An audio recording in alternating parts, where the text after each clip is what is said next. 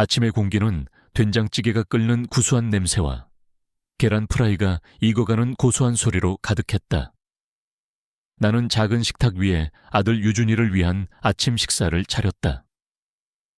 따끈한 밥 한 공기, 작게 부친 계란 프라이 2개, 그리고 맵지 않게 끓인 두부 된장찌개. 이것이 나의 세상이었고 내가 지난 5년간 목숨을 걸고 지켜온 평화였다. 유준아, 밥 먹자. 내 아바 방에서 뛰어나온 10살배기 아들 녀석은 잠이 덜 깬 얼굴을 하고도 내가 차린 밥상 앞에서 환하게 웃었다. 그 미소 하나가 나 강지훈이 과거의 모든 것을 등지고 살아가는 유일한 이유였다. 나는 동네에서 작은 전파상을 운영하는 그저 평범한 유준이 아빠였다. 적어도 세상 사람들에게는 그렇게 보여야만 했다. 하지만 내 몸에 밴 습관들은 평범함을 거부했다. 나는 밥을 먹는 아들의 모습을 지켜보면서도 무의식적으로 창밖을 스쳐 지나가는 자동차들의 종류와 번호판을 외웠다. 내 등은 언제나 벽에 기대어 있었고 현관문에서 가장 먼 안쪽 자리는 늘 나의 차지였다. 위험은 언제나 등 뒤에서 예측하지 못한 곳에서 찾아온다는 것을 나는 뼈에 새기도록 배웠기 때문이다. 아빠, 오늘 학교 끝나고 친구들이랑 축구하고 와도 돼요? 그럼. 대신 너무 늦지 말고 모르는 사람이 말 걸면 대답하지 말고 바로 아빠한테 전화해야 한다. 알았지? 에이, 아빠. 저 이제 10살이거든요. 다 알아요. 유준이는 입을 삐죽거리면서도 고개를 끄덕였다. 나는 그런 아들의 머리를 쓰다듬어 주었다. 이 아이가 살아갈 세상은 내가 겪었던 세상과는 달라야 했다. 그곳에는 배신도, 총성도, 피냄새도 없어야 했다. 오직 따뜻한 밥과 친구들과의 축구와 아빠의 서툰 잔소리만 존재하는 평화로운 세상이어야 했다. 아들의 등교 준비를 돕고 함께 집을 나섰다. 상쾌한 아침 햇살이 아스팔트 위로 쏟아져 내렸다. 나는 유준이의 작은 손을 잡고 학교를 향해 천천히 걸었다. 내 옆에서 제잘거리는 아들의 목소리를 듣는 이 시간이 내게는 하루 중 가장 큰 행복이었다. 학교 앞 사거리에 거의 다다랐을 때였다. 끼익! 쾅! 고막을 찢는 듯한 타이어 마찰음과 함께 끔찍한 충돌음이 울려 퍼졌다. 우리 앞에서 신호를 기다리던 승용차 한 대가 과속으로 달려오던 트럭에 부딪혀 종잇장처럼 구겨지며 가로등을 들이받았다.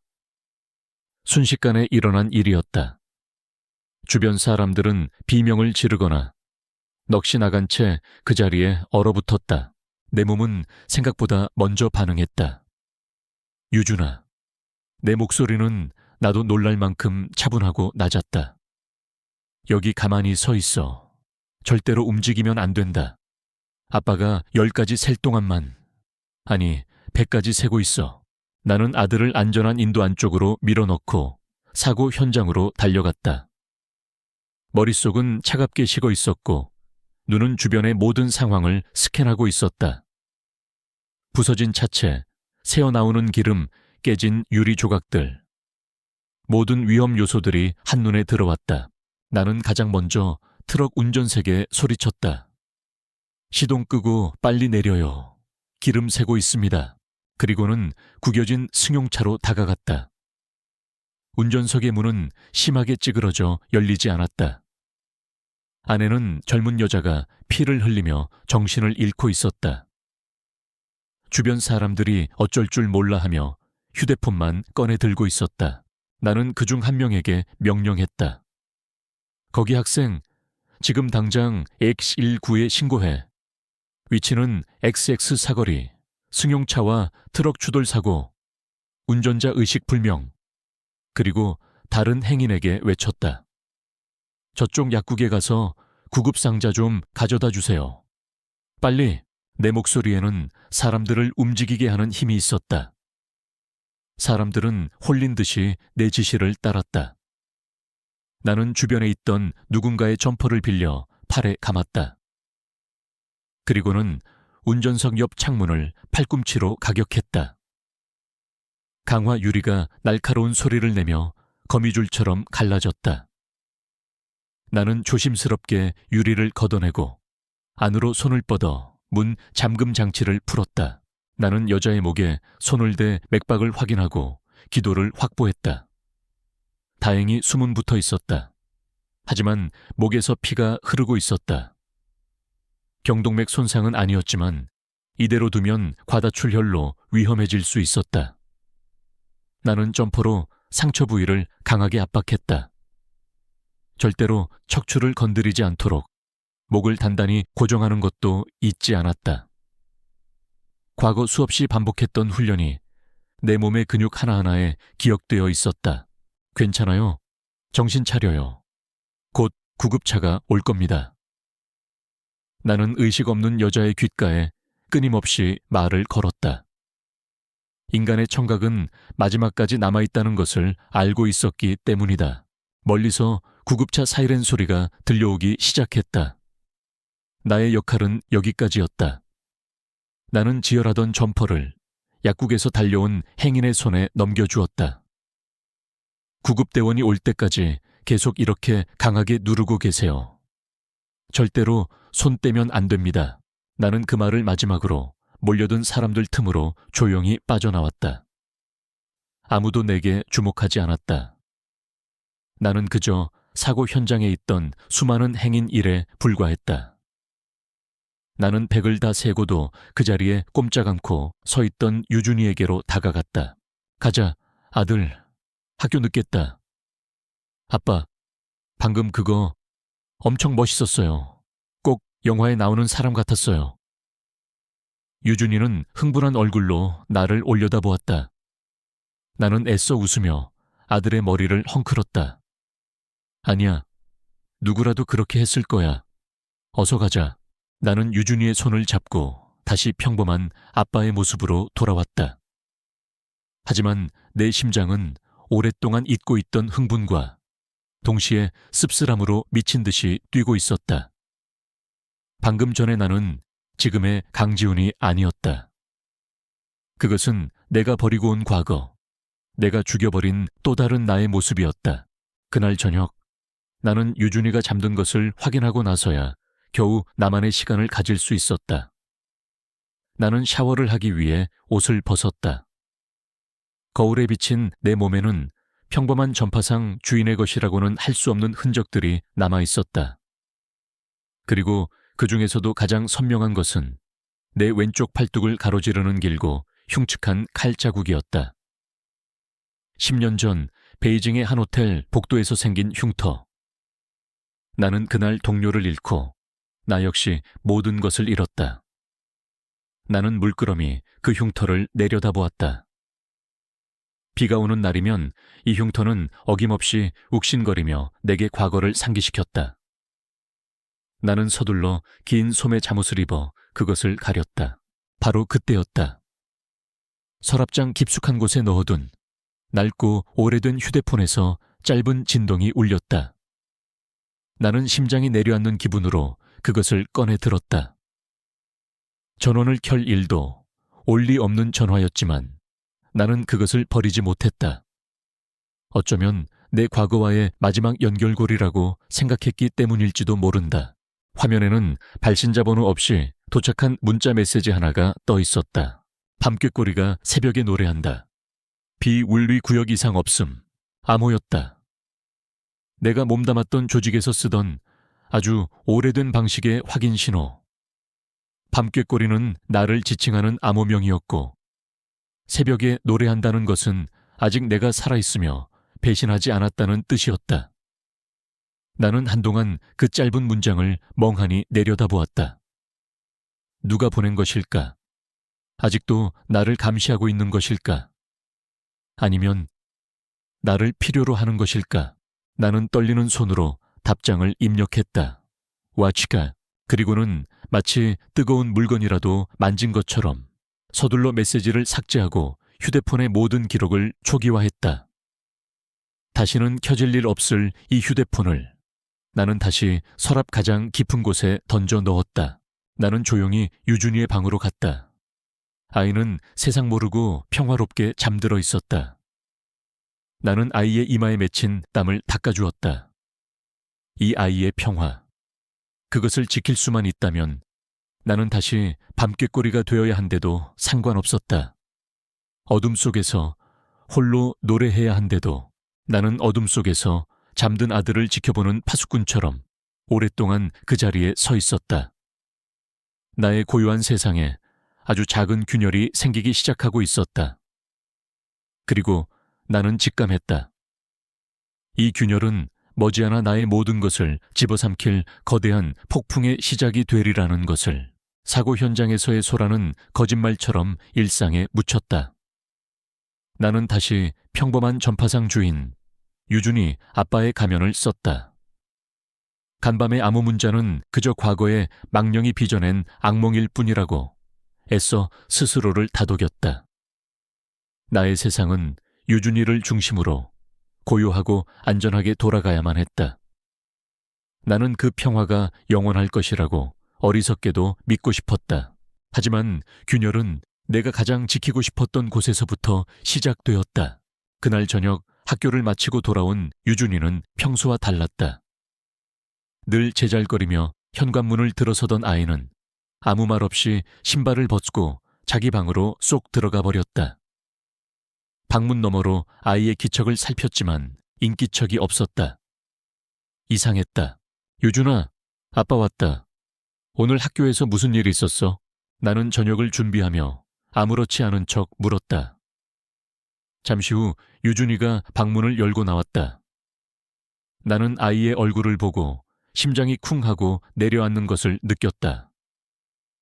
아이의 왼쪽 뺨에 희미하지만 분명한 멍 자국이 들어있었다.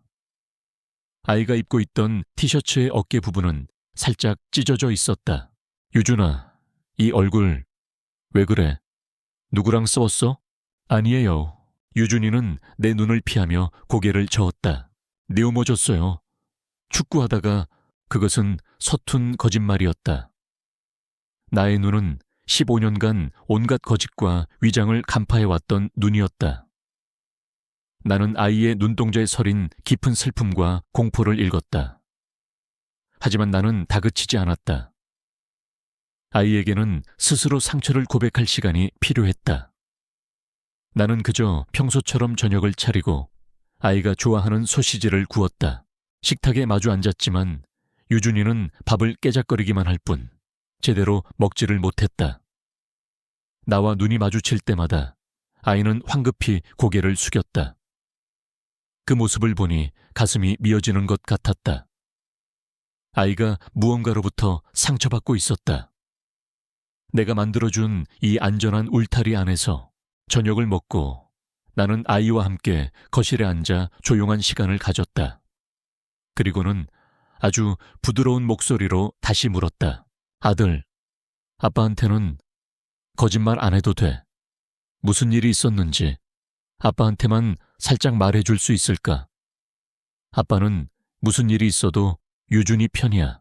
내 말에 꾹 참고 있던 유준이의 눈에서 기어이 눈물방울이 뚝뚝 떨어지기 시작했다. 아이는 와락 내 품에 안겨 어깨를 들썩이며 울음을 터뜨렸다. 아바 흑 유행. 나는 아무 말 없이 아이의 작은 등을 토닥여 주었다. 한참을 울던 아이는 젖은 목소리로 간신히 입을 열었다. 애들이 나랑 안 놀아줘요. 왜? 우리 유준이가 뭘 잘못했는데? 아니요, 그냥 나보고 자꾸 이상한 말을 해요. 무슨 말인데 아들? 유준이는 한참을 망설였다. 그리고는 내 인생을 송두리째 흔들어버릴 그 한마디를 내뱉었다. 아빠가 감옥에 갔다 온 나쁜 사람이래요. 그래서 나랑 놀지 말래요. 나보고 전과자 아들이래요. 전과자 아들. 그 말이 수십 개의 파편이 되어 내 심장에 박혔다. 숨을 쉴 수가 없었다. 내가 가장 두려워했던 순간, 내가 피하기 위해 내 모든 것을 버렸던 그 순간이 결국 이렇게 찾아오고 만 것이었다. 나의 과거가, 나의 죄가 아무것도 모르는 내 아들에게 씻을 수 없는 상처를 입히고 있었다. 나는 내 품에서 울고 있는 아이를 더욱더 꽉 껴안았다. 아이를 위로하는 것인지 아니면 무너져 내리려는 나 자신을 지탱하는 것인지 알 수 없었다. 다음 날 나는 유준이를 학교에 데려다주고 멀리서 아이의 모습을 지켜보았다. 내 눈으로 직접 확인해야 했다. 쉬는 시간 운동장에는 아이들이 무리지어 놀고 있었다. 하지만 유준이는 그 어떤 무리에도 끼지 못하고 홀로 벤치에 앉아 있었다. 몇몇 아이들이 유준이를 향해 손가락질하며 자기들끼리 킥킥거렸다. 그 중심에는 늘 가장 좋은 옷과 신발을 자랑하던 혜린이라는 여자아이의 무리가 있었다. 명백한 따돌림이었다. 그것은 아이들의 순수한 장난이 아니었다. 어른들의 경멸과 편견을 아이들이 그대로 학습하여 재현하고 있는 잔인한 폭력이었다. 나는 곧장 학교로 들어가 유준이의 담임 선생님과 면담을 요청했다. 젊고 선량해 보이는 담임 선생님은 내 이야기를 듣고는 안타까운 표정을 지었다. 어머님, 유준 아버님, 저도 그 문제 때문에 걱정이 많았습니다. 몇 번 아이들을 불러서 주의를 주기는 했습니다만 그녀는 말을 흐렸다. 무언가 더 있다는 뜻이었다. 선생님, 솔직하게 말씀해 주십시오. 아이들만의 문제입니까? 내 조용하지만 단호한 질문에 그녀는 잠시 망설이더니 조심스럽게 입을 열었다. 솔직히 말씀드려서 아버님, 몇몇 학부모님들께서 저에게 전화를 하셨습니다. 유준이의 가정사에 대해 우려를 표하시면서요. 우려라니요. 아버님의 과거에 대해 듣고는 자기 아이들이 유준이와 어울리는 것을 불안해 하셨습니다. 제가 아무리 아이들은 잘못이 없다고 말씀드려도 그녀가 보여준 휴대폰 화면에는 강유준 군 아버지가 전과자라는데 사실인가요? 우리 아이가 뭘 보고 배울지 걱정되네요. 같은 글들이 가득한 학부모 단체 대화방이 떠 있었다. 그 대화의 중심에는 혜린 엄마라는 이름이 있었다. 그녀가 바로 이 모든 편견과 배척의 진원지였다. 나는 조용히 일어나 선생님께 고개를 숙였다. 어려운 말씀해 주셔서 감사합니다, 선생님. 선생님의 잘못이 아니라는 거 잘 압니다. 교무실을 나오자 거대한 무력감이 나를 덮쳤다. 나는 더 이상 한두 명의 아이들을 상대하고 있는 것이 아니었다. 나는 평범한 가정이라는 이름 아래 똘똘 뭉친 견고한 편견의 성벽과 마주하고 있었다. 그리고 며칠 뒤 나는 그 성벽의 꼭대기에 서 있는 사람과 공개적으로 마주해야만 했다. 학부모 총회가 열리는 날이었다. 나는 참석하고 싶지 않았지만 피할 수 없다는 것을 알았다. 내가 나타나지 않으면 그들은 그것을 빌미로 더 많은 억측과 소문을 만들어낼 터였다. 나는 유준이의 교실로 들어섰다. 수십 명의 학부모들이 나를 향해 노골적인 시선을 던졌다. 그들의 수군거림이 비수처럼 날아와 내 등에 꽂혔다. 나는 묵묵히 가장 뒷자리에 가서 앉았다. 회의는 평범하게 진행되었다. 하지만 그 평범함 아래에는 폭발 직전에 시한폭탄 같은 긴장감이 감돌고 있었다. 마침내 모든 안건 설명이 끝나고 질의응답 시간이 되었다. 바로 그때 가장 앞자리에 앉아있던 한 여자가 우아하게 손을 들었다. 화려한 옷차림, 자신감 넘치는 태도. 혜린 엄마였다. 그녀는 자리에서 일어나 회의실의 모든 사람들을 한번 훑어본 뒤 나를 똑바로 쳐다보며 말했다. 그녀의 목소리는 부드러웠지만 그 안에는 잘 벼려진 칼날이 숨겨져 있었다. 저는 강유준 군 아버님께 질문이 있습니다. 교실 안에 모든 공기가 순간 얼어붙었다.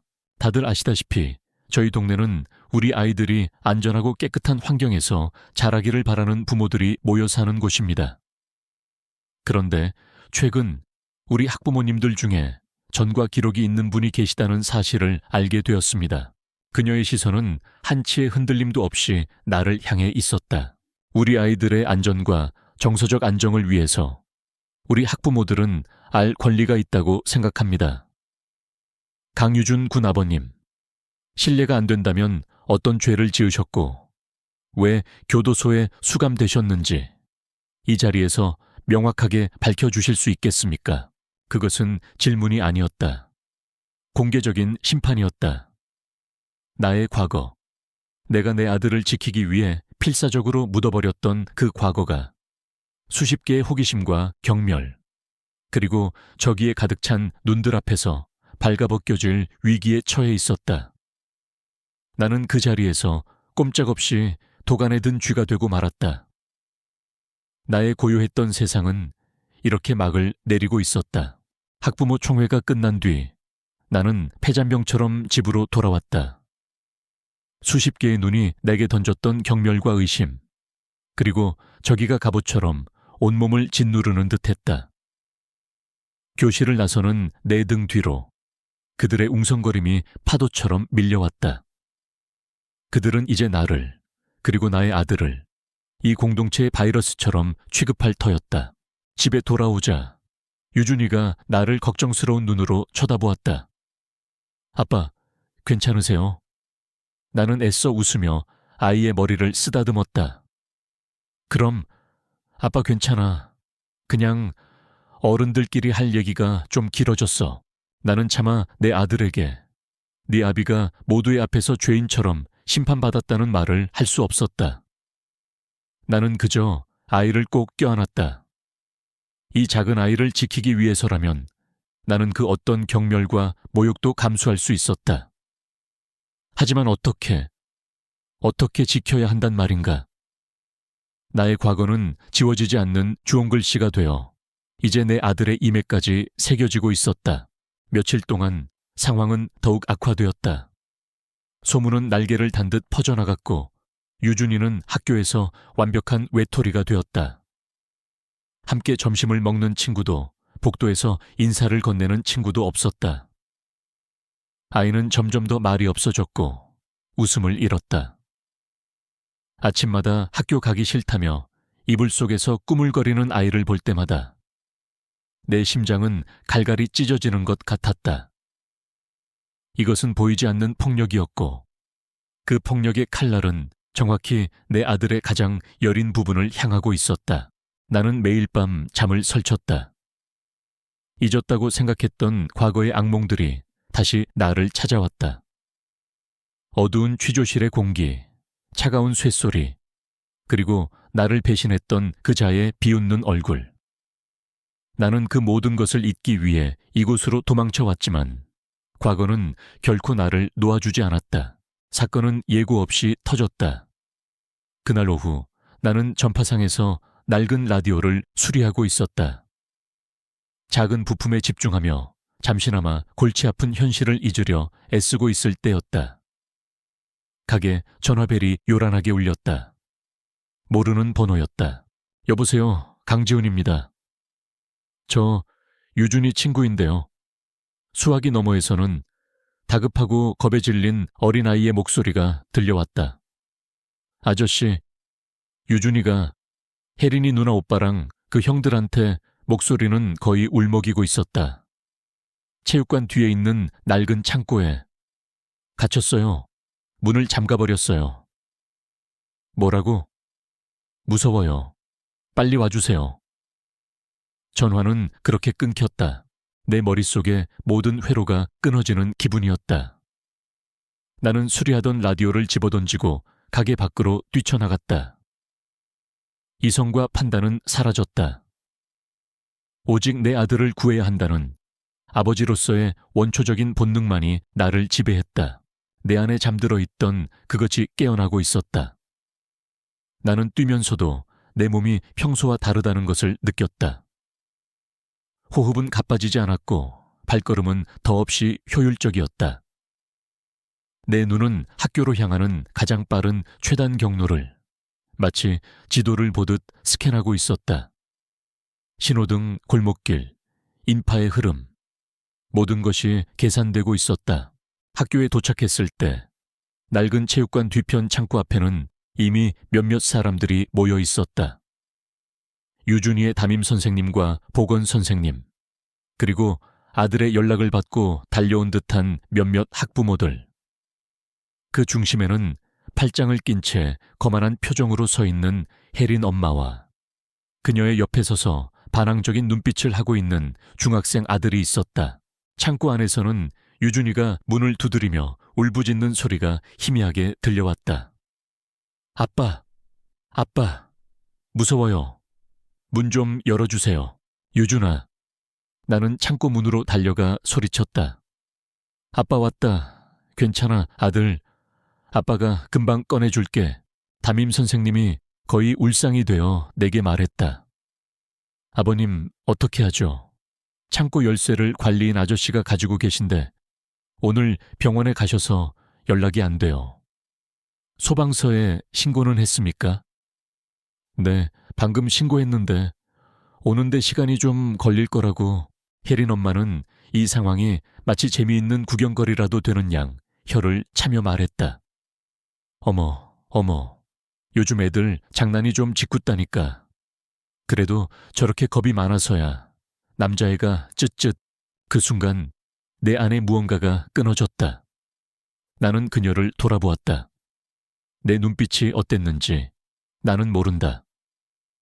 하지만 그녀는 내 시선을 받자마자 자기도 모르게 한 걸음 뒤로 물러섰다. 나는 다시 창고 문으로 시선을 돌렸다. 더 이상 기다릴 시간이 없었다. 나는 주변에 있던 모든 사람들에게 단호하게 말했다. 비켜주세요. 사람들이 어리둥절한 표정으로 길을 열었다. 나는 창고 문에 달린 낡은 자물쇠를 살폈다. 오래된 핀텀블러 자물쇠. 구조가 단순했다. 과거 수없이 열고 닫았던 종류의 것이었다. 나는 내 셔츠 깃에 꽂혀 있던 얇고 탄력 있는 금속 깃심을 뽑아 들었다. 그리고는 바닥에 떨어진 가느다란 철사 조각 하나를 주워 끝을 L자 형태로 구부렸다. 텐션 렌치와 픽을 즉석에서 만든 것이다. 내 행동을 지켜보던 사람들이 수군거리기 시작했다. 저 사람 지금 뭐 하는 거야? 설마 자물쇠를 따려는 건가? 나는 주변의 소음에 아랑곳하지 않았다.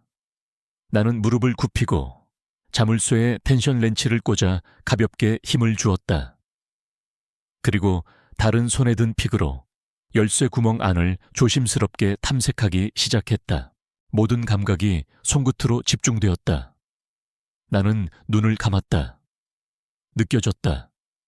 첫 번째 핀, 두 번째 핀. 핀들이 픽에 걸려 위로 올라가는 미세한 감촉과 딸깍하고 제자리를 찾아 고정되는 그 희미한 소리. 내 손은 기억하고 있었다. 내 몸이 이 끔찍한 기술을 잊지 않고 있었다. 주변은 어느새 쥐 죽은 듯 조용해졌다. 모두가 숨을 죽인 채 나의 손을 지켜보고 있었다. 그들의 눈에는 불신과 경악, 그리고 아주 약간의 공포가 뒤섞여 있었다. 그들이 알던 어수룩하고 초라한 전과자의 모습은 어디에도 없었다. 대신 냉철한 집중력과 외과 의사처럼 정교한 손놀림을 가진 낯선 남자가 그 자리에 있었다. 마지막 핀이 제자리를 찾았다.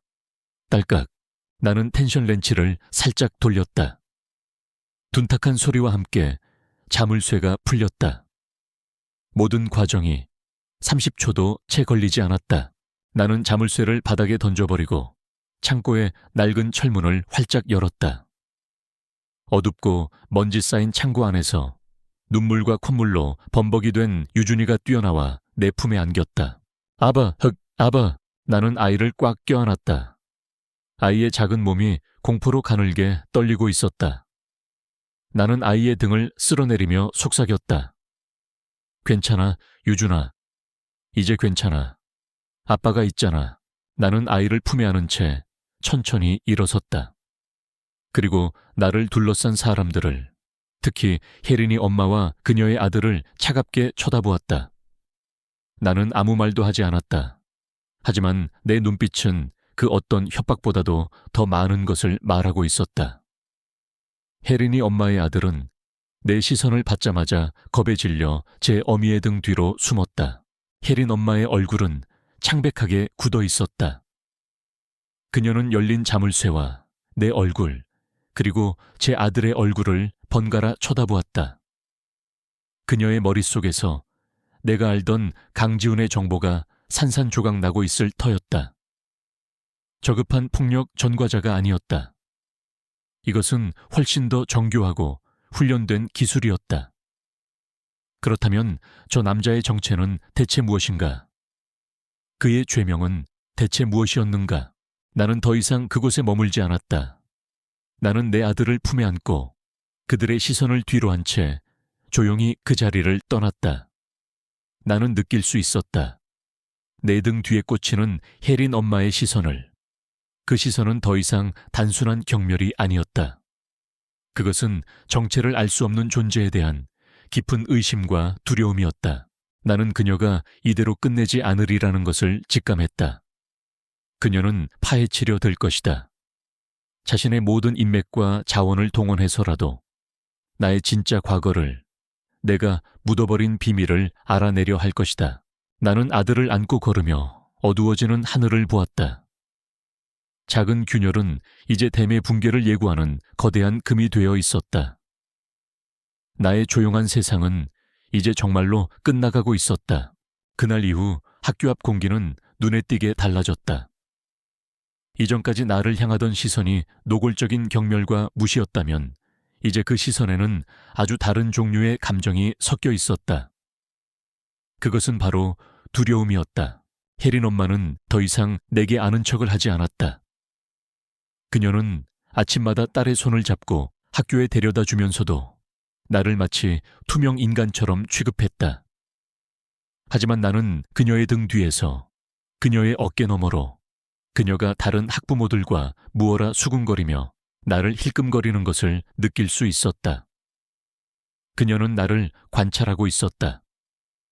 마치 동물원의 위험한 맹수를 관찰하듯이. 호기심과 공포, 그리고 이해할 수 없는 존재에 대한 기묘한 흥미를 가지고 나는 그녀가 무언가를 파헤치고 있으리라 짐작했다. 나의 정체를, 내가 저지른 범죄의 실체를. 나는 그것이 그저 헛수고로 끝나기를, 나의 과거가 일반적인 방법으로는 결코 드러나지 않는 깊은 곳에 봉인되어 있기를 바랄 뿐이었다. 하지만 나의 그 바람은 며칠 지나지 않아 산산조각이 났다. 변화는 아주 사소한 곳에서부터 시작되었다. 내가 운영하는 전파상은 동네의 사랑방 같은 곳이었다. 할머니들은 낡은 라디오를 들고 와 수리를 맡기며 당신들의 신세 한탄을 늘어놓았고, 아주머니들은 고장난 밥솥을 가져와 맡기며 저녁 메뉴 걱정을 했다. 하지만 그들의 발길이 약속이라도 한 듯이 뚝 끊겼다. 가게 앞을 지나가면서도 그들은 마치 이곳에 귀신이라도 나올 것처럼 서둘러 발걸음을 옮겼다. 동네 슈퍼마켓에 가도 마찬가지였다. 늘 반갑게 인사를 건네던 주인 아주머니는 내가 가게에 들어서자마자 고개를 숙이고 물건을 정리하는 척했다. 내가 계산을 하고 나갈 때까지 그녀는 단 한마디도 말을 걸지 않았다. 나는 순식간에 이 동네에서 유령 같은 존재가 되어 있었다. 이전의 따돌림이 그저 전과자라는 낙인에 대한 것이었다면 지금의 이것은 그보다 훨씬 더 근원적이고 질긴 공포에서 비롯된 배척이었다. 무슨 일이 일어나고 있는지 나는 짐작할 수 있었다. 혜린 엄마가 무언가를 알아낸 것이다. 결정적인 확인은 유준이의 담임 선생님에게서 걸려온 전화 한 통으로 이루어졌다. 그녀의 목소리는 거의 울먹이고 있었다. 아버님, 정말 죄송합니다. 제가 어떻게 할 수가 없어요. 선생님, 무슨 일입니까? 학부모 단체 대화방이 지금 완전히 난리가 났습니다. 아버님에 대한 이야기 때문에요. 그녀는 떨리는 목소리로 대화방의 내용을 일부 읽어주었다. 그것은 내가 상상했던 것보다 훨씬 더 끔찍한 내용이었다. 혜린 엄마, 여러분, 제가 어렵게 알아낸 사실을 공유합니다. 강유준 아빠의 죄명은 단순 폭행이나 사기 같은 게 아니었습니다. 충격받지 마세요. 그의 죄명은 국가 기밀 누설죄입니다. 민수 엄마. 세상에 국가 기밀 누설죄요? 그럼 간첩이었다는 말이에요? 지우 아빠. 어쩐지 눈빛이 섬뜩하더라니. 그런 위험한 인물이 우리 애들이랑 같은 공간에 있었다니 소름이 끼칩니다. 혜린 엄마. 알아보니 일반 교도소가 아니라 남산이나 대공분실 같은 특수시설에 수감되었던 것 같습니다. 이건 보통 심각한 문제가 아닙니다. 우리 아이들의 안전을 위해서 학교 측에 강력하게 항의해야 합니다. 당장 강유준 학생을 전학 조치시키도록 교육청에 민원을 넣어야 합니다. 찬성 엄마. 맞아요. 당장 행동해야 해요. 매국노의 자식과 우리 아이를 같이 교육시킬 수는 없어요. 나는 수화기를 쥔 채 그 자리에 얼어붙었다. 올 것이 오고야 만 것이었다. 혜린 엄마는 그녀의 남편이 가진 권력과 인맥을 동원해 나의 봉인된 기록을 열어본 것이 틀림없었다. 나의 진짜 죄명.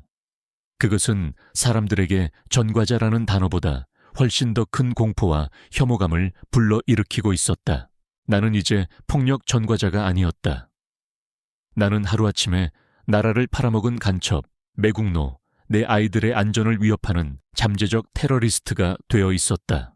그날 이후 유준이가 겪어야 했던 고통은 이전과는 비교할 수 없는 것이었다.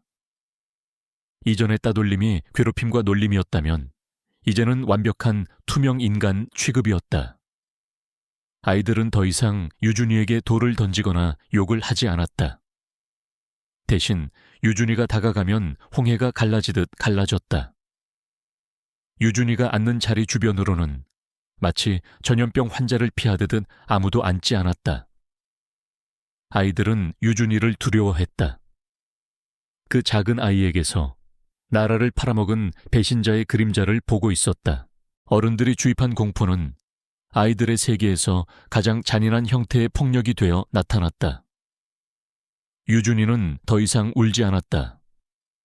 아이는 모든 것을 포기한 사람처럼 표정을 잃고 말을 잃었다.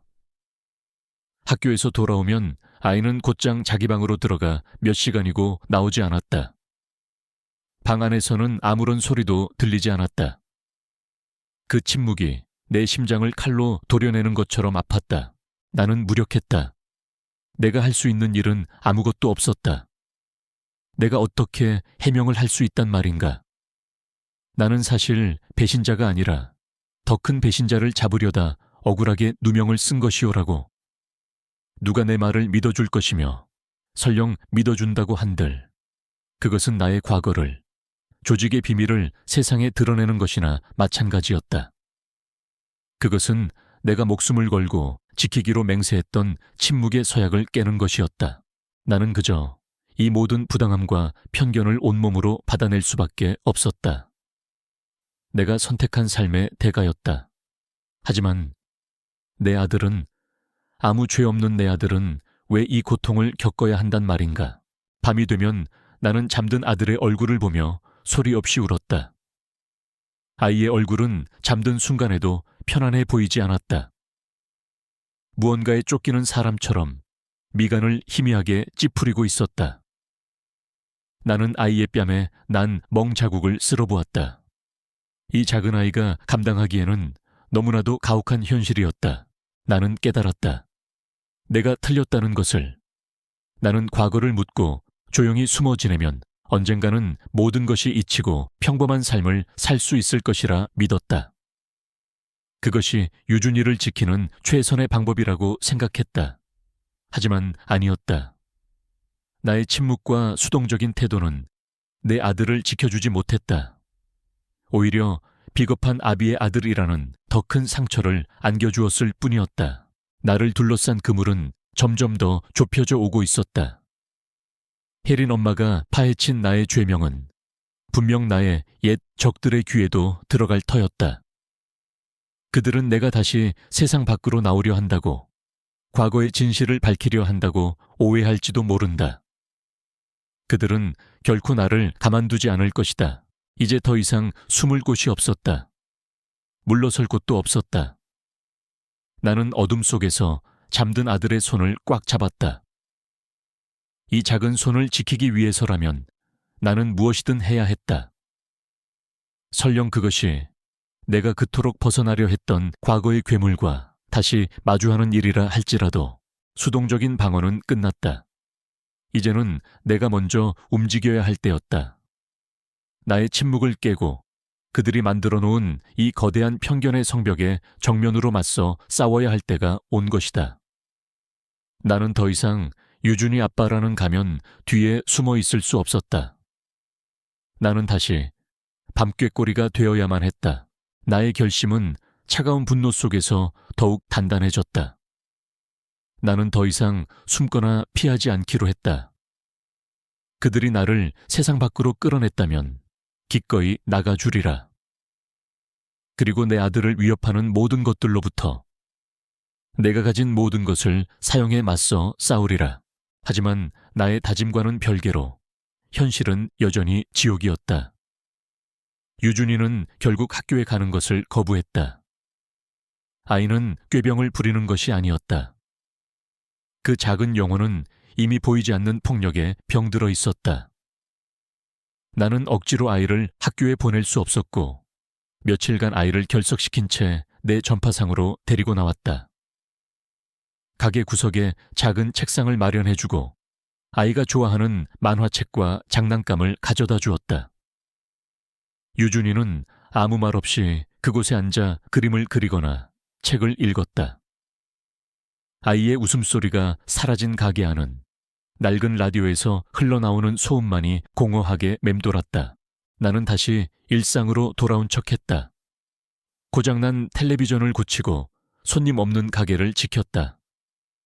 하지만 내 모든 신경은 가게 밖, 나를 둘러싼 세상을 향해 뻗어 있었다.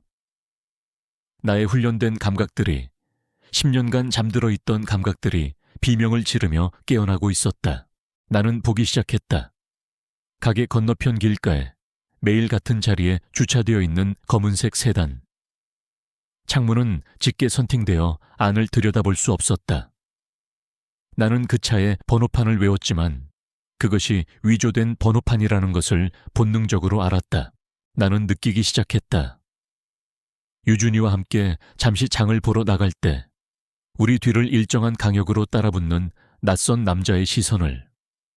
그는 신문을 읽는 척, 전화를 받는 척했지만 그의 모든 신경은 우리를 향해 있었다. 나는 듣기 시작했다. 밤이 되면 우리 집 주변에서 들려오는 미세한 소음들. 평범한 사람이라면 결코 인지하지 못할 아주 작은 발소리와 기척들. 그들은 나를 감시하고 있었다. 혜린 엄마가 고용한 흥신소 직원들일까? 아니, 그들의 움직임은 아마추어의 그것이 아니었다. 그들은 전문가였다. 오랜 시간 훈련받고 목표물을 감시하고 흔적을 남기지 않는 법을 아는 자들. 나의 옛 동료들과 같은 그런 종류의 사람들이었다. 나는 차가운 예감에 휩싸였다. 혜린 엄마가 파헤친 나의 기록은 단지 학부모 대화방에만 머무르지 않았던 것이다. 그 정보는 어딘가로 흘러 들어갔고 마침내 잠들어 있던 괴물을 깨우고야만 것이었다. 나의 옛적 국회의원 김택중. 그놈이 나를 찾아온 것이 틀림없었다. 김택중. 자신의 온갖 비리와 부패를 덮기 위해 내게 모든 죄를 뒤집어 이우고 국가기밀누설죄라는 누명을 씌워 나를 감옥으로 보냈던 남자. 그는 내가 출소했다는 사실을, 그리고 나의 신상이 다시 세간에 오르내리고 있다는 사실을 알게 된 것이 분명했다. 그는 내가 복수를 계획하고 있다고, 혹은 과거의 진실을 폭로하려 한다고 지레짐작했을 것이다. 그리고 그는 자신의 정치 생명을 지키기 위해서라면 무슨 짓이든 할 인간이었다. 며칠 뒤 나의 예감은 현실이 되었다. 그날 오후 유준이가 가게 구석에서 꾸벅꾸벅 졸고 있을 때였다. 가게 문이 열리며 말쑥한 정장 차림의 한 남자가 들어왔다. 그는 물건을 고치러 온 사람이 아니었다. 그의 구두는 너무나 깨끗했고 그의 태도는 손님의 그것이 아니었다. 그는 가게 안을 천천히 둘러보며 마치 값을 매기듯 나를 쳐다보았다. 강지훈 씨, 맞으시죠? 그의 목소리는 정중했지만 뱀처럼 차가운 느낌이 있었다. 누구십니까? 저는 그저 한 분의 안부를 전하러 온 사람입니다. 그는 내 작업대로 다가와 먼지 하나 없는 손가락으로 그 위를 쓸었다. 그리고는 나만 들을 수 있는 작은 목소리로 속삭였다. 김 의원님께서 강지훈 씨에게 안부를 전해달라고 하시더군요. 조용히 잘 지내고 계신지 궁금해 하셨습니다. 심장이 얼어붙었다. 올 것이 온 것이다. 나는 당신들이 말하는 사람을 모르오. 나는 애써 감정을 감추며 말했다. 하지만 그는 비웃었다. 그러시겠죠. 그러셔야만 합니다. 그의 시선이 가게 구석에서 자고 있는 유준이에게로 향했다. 아드님이 참 귀엽더군요. 초등학교 3학년이라고 들었습니다. 바로 저 앞 XX 초등학교에 다니고 그것은 명백한 협박이었다. 내 아들을 내 유일한 약점을 알고 있다는 의원님께서는 자비로운 분입니다. 과거에 오해는 모두 잊고 강지훈 씨가 새로운 삶을 조용히 즐기기를 바라신다고 전해달라 하셨습니다. 부디 그분의 심기를 거스르는 일이 없기를 바랍니다. 어린 아들의 평화로운 일상이 방해받는 일은 없어야 하지 않겠습니까? 그는 말을 마치고 명함 한 장을 작업대 위에 내려놓았다. 존재하지 않는 유령 회사의 명함이었다. 그리고는 들어올 때와 마찬가지로 조용히 가게를 빠져나갔다. 나는 그가 남기고 간 명함을 노려보았다. 온몸의 피가 차갑게 식는 것 같았다. 이것은 단순한 감시나 경고가 아니었다. 내 아들의 목숨을 담보로 한 마지막 통첩이었다. 나는 그날 밤 가게 문을 일찍 닫았다. 그리고 유준이의 손을 잡고 집으로 돌아와 현관문의 모든 잠금 장치를 걸었다. 창문의 커튼을 모두 치고 집안의 모든 불을 껐다. 나는 어둠 속에서 내 아들을 지키기 위해 무엇을 해야 할지 필사적으로 생각했다. 경찰에 신고할까? 하지만 증거가 없었다. 그 남자의 방문도, 그의 은밀한 협박도 나 외에는 아무도 증명해줄 사람이 없었다. 오히려 나의 과거 때문에 내가 망상에 시달린다고 치부될지도 모른다. 그날 밤 나는 가게에 나가지 않았다. 대신 아침 일찍 가게로 향했다. 무언가 확인해야 할 것이 있었다. 그리고 나의 불길한 예감은 틀리지 않았다. 가게 문은 잠겨 있었지만 내가 설치해둔 아주 미세한 표식이 사라져 있었다. 누군가 밤사이에 다녀간 것이었다. 나는 조심스럽게 문을 열고 안으로 들어섰다. 가게 내부는 겉보기에는 아무런 변화도 없었다. 하지만 나는 알 수 있었다. 모든 것이 아주 미세하게 제자리에서 벗어나 있었다. 그리고 내 작업대 위, 그 위에는 내가 보란 듯이 목이 꺾인 채 죽어있는 밤꾀꼬리 한 마리가 놓여 있었다. 밤꾀꼬리, 나의 옛 암호명. 그것은 김택중이 내게 보내는 명백한 메시지였다. 나는 네 정체를 안다. 네가 어디서 뭘 하는지 다 알고 있다. 그러니 조용히 찌그러져 있어라. 그렇지 않으면 다음은 네 아들이 될 것이다. 나는 그 죽은 새를 보며 온몸의 힘이 빠져나가는 것을 느꼈다. 나는 더 이상 혼자서 이 싸움을 감당할 수 없었다. 학부모들의 편견 따위는 이제 사소한 문제에 불과했다. 이것은 진짜 전쟁이었다. 내 아들의 목숨이 걸린 나는 집으로 돌아와 몇 년간 한 번도 열어보지 않았던 낡은 상자를 꺼냈다. 그 안에는 나의 과거와 연결된 유일한 물건. 내가 버리지 못했던 그 낡은 휴대폰이 들어있었다. 나는 떨리는 손으로 전원을 켰다. 그리고 단축번호 1번을 길게 눌렀다. 이것은 내가 세상에 보내는 마지막 구조 신호였다. 수화기 너머에서 잠시 신호음이 가더니 낯설지만 어딘가 익숙한 목소리가 들려왔다. 누구신가? 나는 잠시 침묵했다. 그리고 아주 힘겹게 내 옛 이름을 입에 올렸다. 밤꾀꼬리다. 수화기 너머에서 아주 긴 침묵이 흘렀다. 그리고 이어진 목소리는 놀라움과 반가움으로 떨리고 있었다. 지훈이? 강지훈, 너 맞나?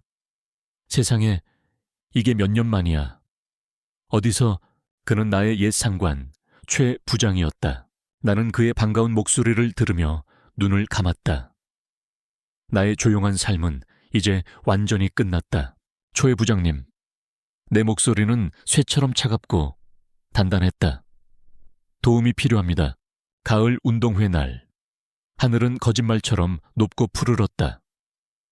학교 운동장은 아이들의 웃음소리와 부모들의 응원소리, 그리고 만국기가 바람에 펄럭이는 소리로 가득했다. 그곳은 평범한 가족들의 행복이 넘실 때는 축제의 장이었다. 하지만 내게 이곳은 보이지 않는 적들과 마주해야 하는 전쟁터였다. 나는 유준이의 손을 꼭 잡고 있었다. 어젯밤 나는 최 부장님과 길게 통화를 했다. 그는 나의 연락에 놀라면서도 나의 상황을 즉시 파악했다. 김택중 의원이 움직이기 시작했다는 나의 보고에 그는 모든 것을 직감했다. 그는 내일 운동회에 요원들을 비공식적으로 배치하여 만일의 사태에 대비하겠다고 약속했다. 하지만 그는 동시에 경고했다. 그들이 먼저 움직이기 전까지는 우리 역시 섣불리 움직일 수 없다고. 나는 유준이를 위해 이 하루만큼은 평범한 아빠가 되어주고 싶었다. 우리는 2인 삼각 경기에 나가 우스꽝스럽게 넘어지기도 했고 박 터트리기에서는 있는 힘껏 콩주머니를 던지기도 했다. 유준이는 오랜만에 환하게 웃었다. 하지만 나는 웃을 수 없었다. 나는 웃고 있는 사람들 틈에서 웃음기 없는 차가운 눈동자들을 찾아내고 있었다. 그들은 3명. 인파 속에 흩어져 교묘하게 우리를 감시하고 있었다. 김택중이 보낸 하이에나들이었다. 사건은 점심시간이 끝나고 오후 경기가 시작될 무렵에 터졌다. 운동회의 하이라이트인 학부모 이어달리기 시합이 열렸다. 나는 유준이의 응원을 받으며 주책맞게도 주자로 나서게 되었다. 아빠, 1등 해야 해요. 알았어, 아들. 아빠가 제일 빨리 달려볼게. 나는 유준이를 잠시 담임 선생님께 맡기고 출발선에 섰다. 내 모든 신경은 달리기가 아닌 관중석에 앉아있는 유준이와 그 주변을 맴도는 그림자들에게 향해 있었다. 탕!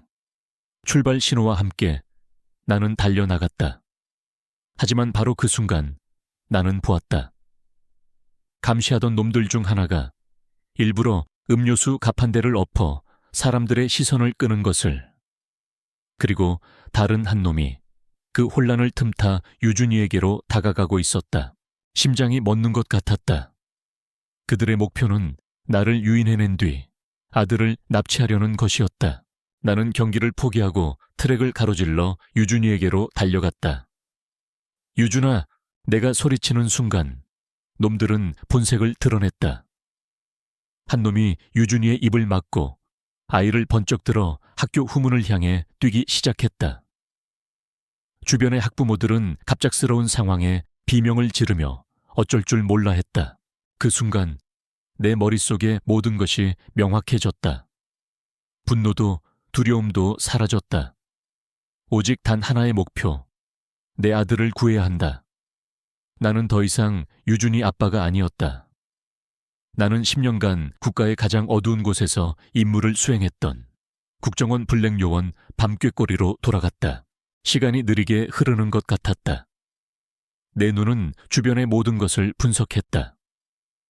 놈들의 동선, 인파의 밀도, 활용 가능한 지형지물, 나의 앞을 가로막는 첫 번째 놈. 그는 나를 향해 주먹을 날렸다. 나는 그의 주먹을 피하는 대신 오히려 그의 품으로 파고들었다. 그리고는 그의 팔 관절을 꺾어 그의 힘을 역이용하여 바닥에 내동댕이 쳤다. 그는 비명 한 번 지르지 못하고 쓰러졌다. 나는 그의 옆구리에 있는 신경총을 팔꿈치로 정확히 가격하여 일시적으로 그의 움직임을 마비시켰다. 모든 것이 1초 안에 일어났다. 나는 멈추지 않고 달렸다. 두 번째 놈이 의자를 집어던지며 내 앞을 막았다. 나는 몸을 날려 의자를 피하고 착지하는 동시에 바닥에 있던 응원용 막대풍선 2개를 주워 들었다. 그는 나를 비웃으며 다가왔다. 장난감 따위로 뭘 어쩔 거냐는 듯이.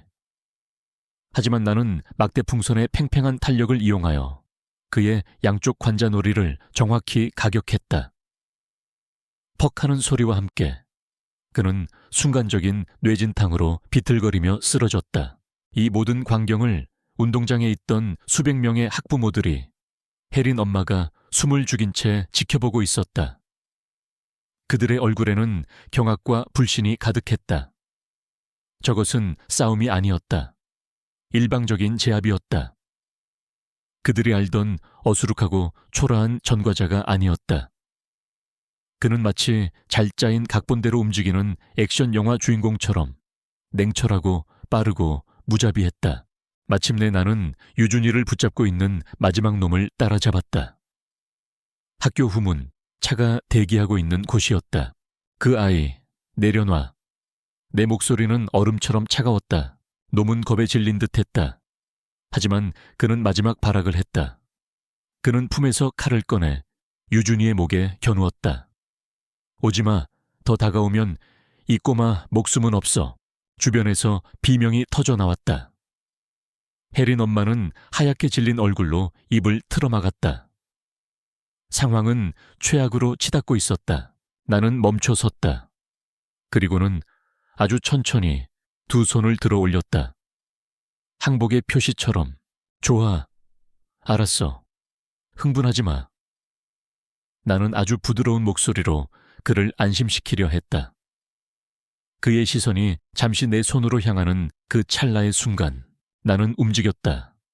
나는 바닥에 흙을 한 줌 걷어차 그의 얼굴에 뿌렸다.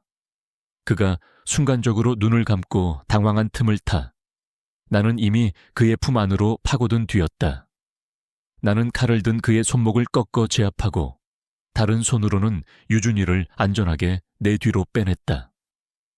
칼이 땡그랑 소리를 내며 바닥에 떨어졌다. 나는 그의 턱을 손바닥으로 강하게 올려쳐 정신을 잃게 만들고 그의 무력화된 몸을 바닥에 내팽개쳤다. 모든 것이 끝났다.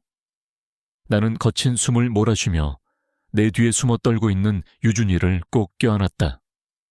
괜찮아, 아들. 이제 다 끝났어. 아빠가 있잖아. 운동장은 물을 뿌린 듯이 조용했다. 모두가 이 비현실적인 광경을 넋이 나간 채 바라보고 있었다. 바로 그때였다.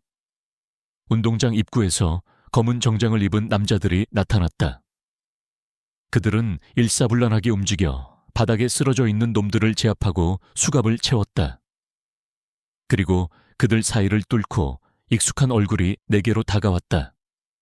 최 부장이었다. 그는 내 어깨를 한번 툭 치고는 나지막이 말했다. 고생했다, 지훈아. 나머지는 우리가 처리하지. 그리고는 그는 멍하니 서 있는 학부모들을 향해, 특히 혜린 엄마를 향해 몸을 돌렸다. 그의 목소리가 마이크를 탄 것처럼 운동장 전체에 울려 퍼졌다. 여러분, 많이 놀라셨을 겁니다. 저는 국가정보원 차장 최진혁입니다. 국가정보원. 그 단어에 학부모들 사이에서 술렁임이 일었다. 최 부장은 바닥에 제압된 놈들을 가리키며 말했다. 이 자들은 현직 국회의원 김택중의 사주를 받고 이 아이를 납치하려 한 자들입니다. 그리고 여러분이 그토록 손가락질하고 멸시했던 이 사람 강지훈 씨는, 최 부장은 나를 돌아보았다. 그의 눈에는 미안함과 존경심이 담겨 있었다. 여러분이 전과자라고 부르던 이 사람은 단순한 범죄자가 아닙니다.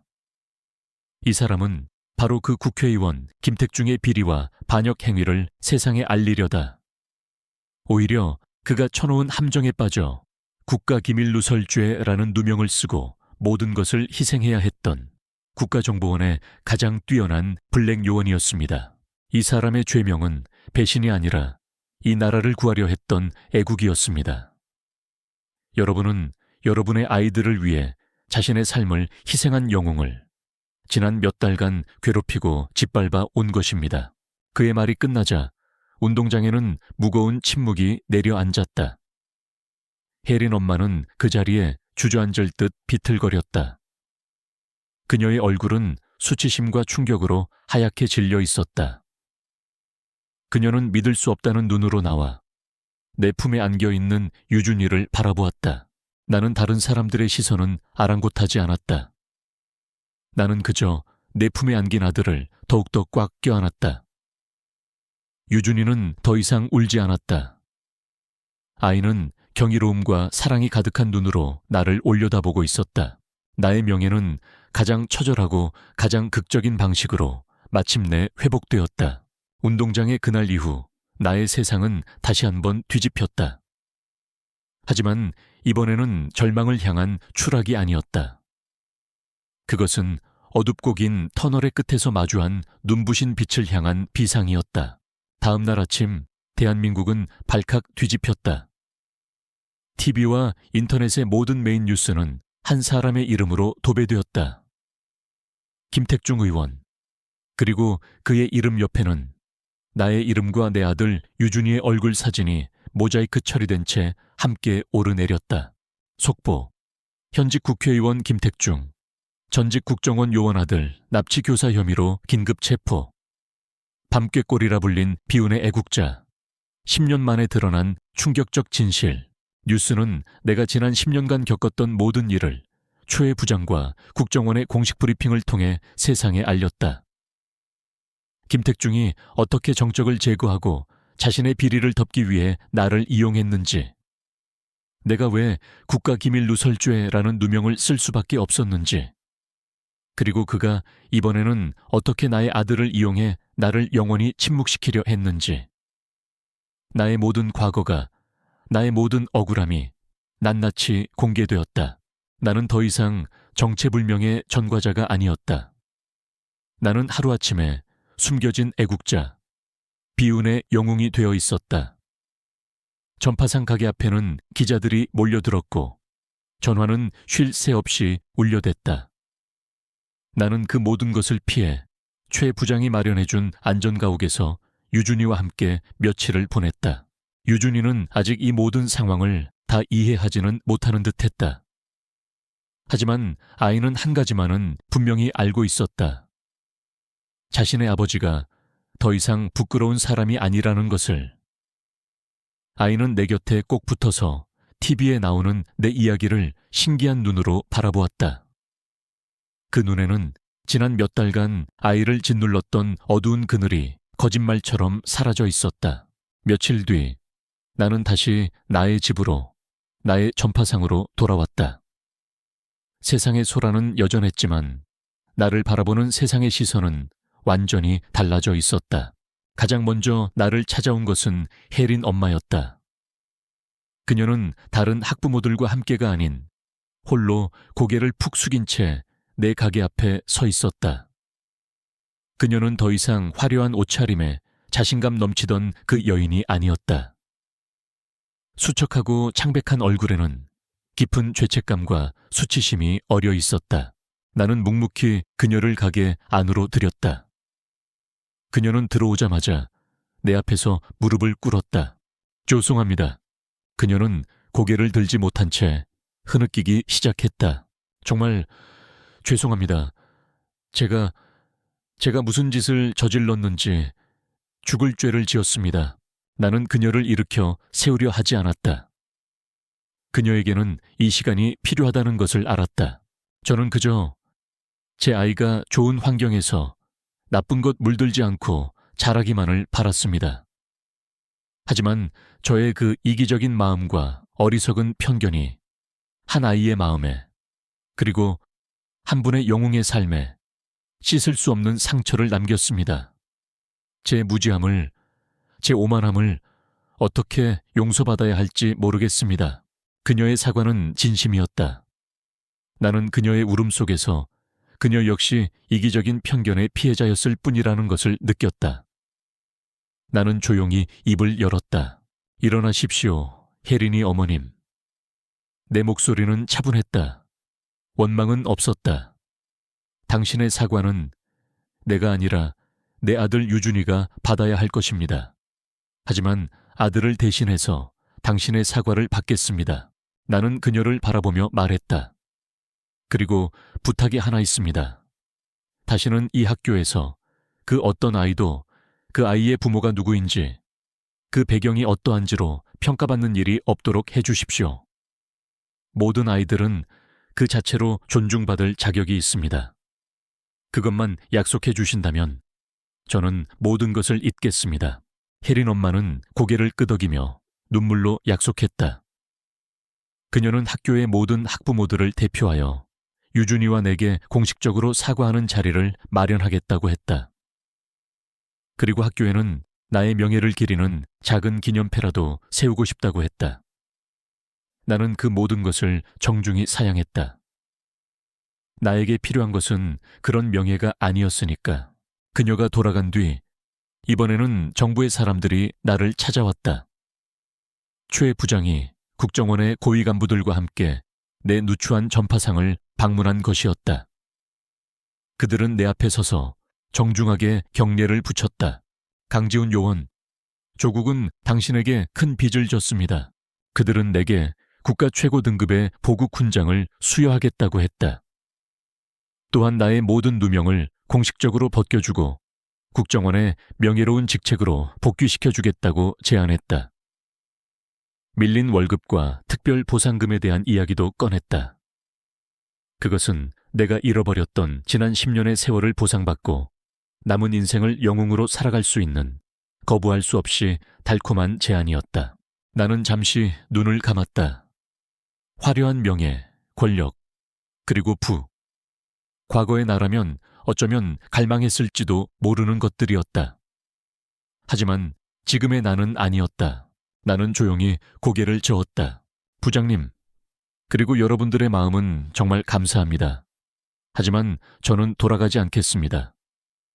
지훈아, 최 부장이 안타까운 표정으로 나를 불렀다. 저의 임무는 끝났습니다. 어둠 속에서의 제 삶은 10년 전 그날부로 끝났습니다. 저에게는 이제 새로운 임무가 있습니다. 나는 가게 뒷방에서 숙제를 하고 있던 유준이를 돌아보았다. 아이가 나를 보며 환하게 웃고 있었다. 제 아들은 비밀 요원이 아니라 아빠가 필요합니다. 저는 이제 평생을 제 아들의 곁을 지키는 아버지로 살아가고 싶습니다. 그것이 저에게는 그 어떤 훈장보다 더 큰 명예입니다. 나의 단호한 대답에 그들은 더 이상 나를 설득하지 않았다. 그들은 나의 선택을 존중해 주었다. 그들이 떠난 뒤 가게 안에는 다시 고요함이 찾아왔다. 하지만 그 고요함은 예전의 외로운 고요함이 아니었다. 내가 스스로 선택한 충만하고 평화로운 고요함이었다. 그날 밤 잠자리에 들기 전 유준이가 나에게 물었다. 아빠. 응, 아들. 아빠 진짜 스파이였어요.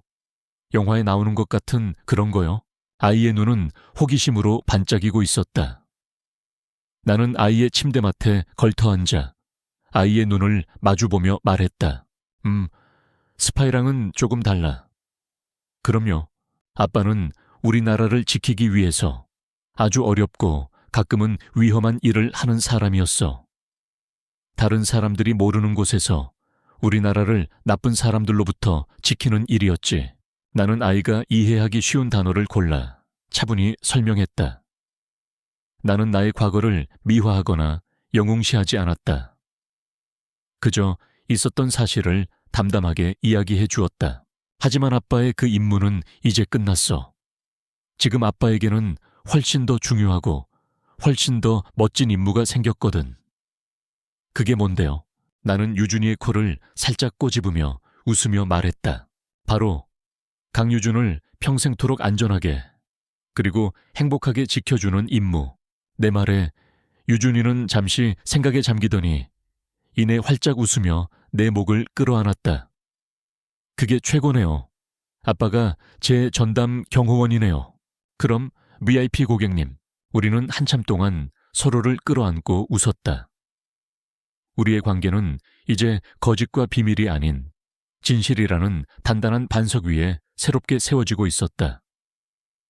나는 비로소 내가 있어야 할 자리를 찾은 것이었다.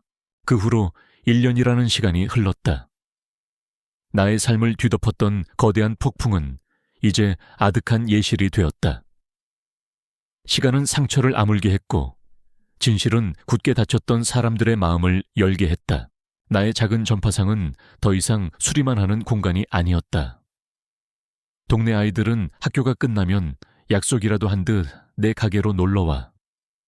내가 고치는 낡은 기계들을 신기한 눈으로 구경했다. 동네 아주머니들은 고장난 물건이 없어도 간 만든 반찬이라도 싸들고 와 나의 안부를 묻고 갔다.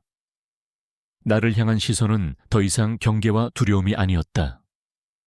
존경과 친근함, 그리고 우리 동네에 사는 특별한 영웅에 대한 자부심 같은 것이었다. 가장 큰 변화를 보여준 사람은 혜린 엄마였다. 그녀는 한동안 죄책감에 시달리며 학교에 얼굴을 비추지 못했다. 하지만 어느 날부터인가 그녀는 나의 가장 든든한 지원군이 되어주었다. 그녀는 학부모회를 이끌어 학교 폭력 예방과 다문화 가정 아이들을 위한 지원 프로그램을 만드는 데 앞장섰다. 그녀는 가끔 내 가게에 들러 커피를 건네며 학교 일에 대한 조언을 구하곤 했다. 우리는 이제 함께 아이들의 미래를 고민하는 좋은 동료가 되었다. 그녀의 변화는 우리 동네 전체의 변화를 상징하는 것이었다. 그리고 무엇보다 내 아들 유준이는 완벽하게 예전의 모습을 되찾았다. 아이는 더 이상 친구들의 눈치를 보거나 혼자 벤치에 앉아있지 않았다. 아이는 이제 친구들 무리의 중심에서 가장 밝게 웃고 가장 신나게 뛰어노는 아이가 되었다. 영웅의 아들이라는 새로운 별명은 아이에게 건강한 자신감을 심어주었다. 나는 그런 아들의 모습을 보며 내가 지키고 싶었던 것이 바로 이것이었음을 매일같이 깨달았다. 이 평범하고도 눈부신 아이의 웃음, 나 역시 변하고 있었다. 나는 더 이상 과거를 숨기거나 나의 능력을 억누르지 않았다.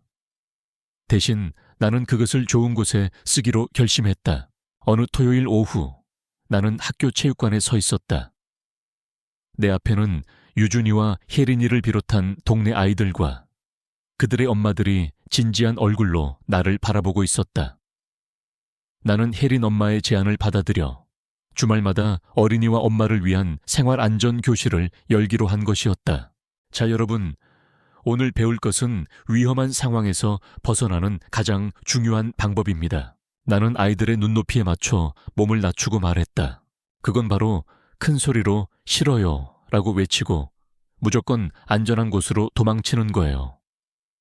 아저씨처럼 싸우는 기술은 그 다음 문제입니다. 가장 훌륭한 호신술은 위험한 상황 자체를 만들지 않는 지혜와 그 자리를 피할 줄 아는 용기예요. 나는 내가 가진 기술들을 폭력의 기술이 아닌 자신과 소중한 사람을 지키는 지혜로 바꾸어 가르쳤다. 아이들은 스펀지처럼 나의 가르침을 흡수했고 엄마들은 그 어느 때보다 진지한 눈으로 나의 시범을 따라했다. 자신의 과거를, 상처를 다른 사람을 돕는 데 사용할 수 있다는 것.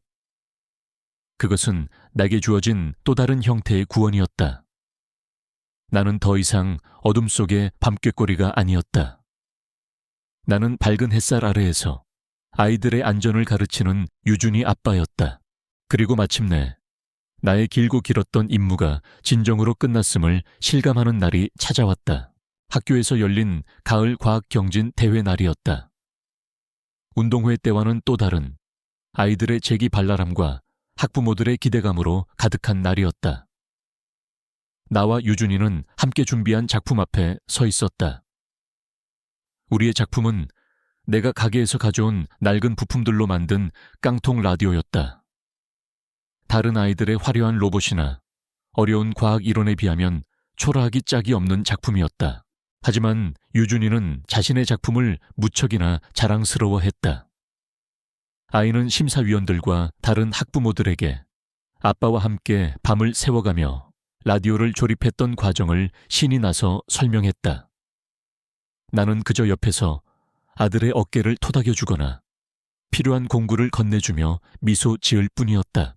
시상식이 시작되었다. 대상, 금상, 은상, 화려한 작품들이 차례로 호명되었다. 유준이의 이름은 불리지 않았다. 아이는 조금 실망한 눈치였지만 애써 웃으며 다른 친구들에게 박수를 쳐주었다. 나는 그런 아이의 모습이 대견하면서도 한편으로는 마음이 짠했다. 모든 시상이 거의 끝나갈 무렵이었다. 교장 선생님이 마이크를 잡고 말했다. 마지막으로 특별상이 남아 있습니다.